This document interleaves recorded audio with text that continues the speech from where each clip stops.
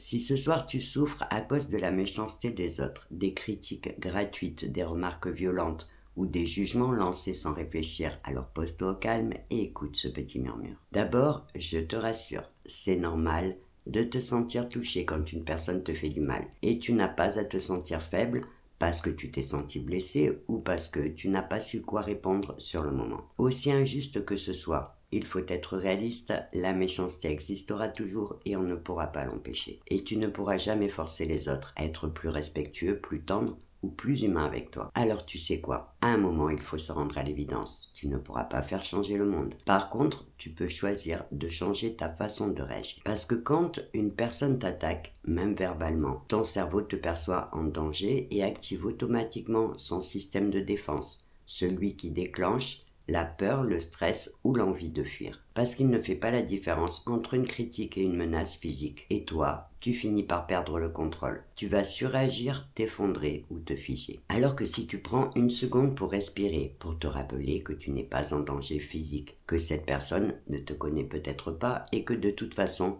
tu n'as rien à lui prouver, alors ton cerveau va capter que tu maîtrises la situation et va te laisser le pouvoir. Et là, ce n'est plus la personne qui t'attaque qui va décider pour toi, mais bien toi qui vas choisir comment tu veux y répondre ou ne pas y répondre. Le vrai problème, c'est que souvent, on se laisse atteindre par les critiques de personnes qui ne nous connaissent même pas, parce qu'on oublie tout simplement de faire le tri. Alors que si tu pars du principe simple que tu ne peux pas plaire ni être d'accord avec tout le monde, tu ne te sentiras plus autant touché et tu ne réagiras plus de la même manière. Après, bien sûr, il y a d'autres situations où tu ne pourras pas te contenter d'ignorer la personne. Tu devras réagir pour poser des limites. Mais là encore, il suffit de te rappeler que l'autre ne pourra jamais faire que ce que toi, tu le laisseras faire. Ça peut paraître dur, mais regarder les choses en face et avec lucidité, c'est aussi prendre conscience que ton comportement gentil peut, avec les mauvaises personnes, finir par te porter tort. L'idée, ce n'est pas de devenir méchant, mais bien de comprendre qu'apprendre à se protéger, à se défendre au besoin, c'est juste normal aussi.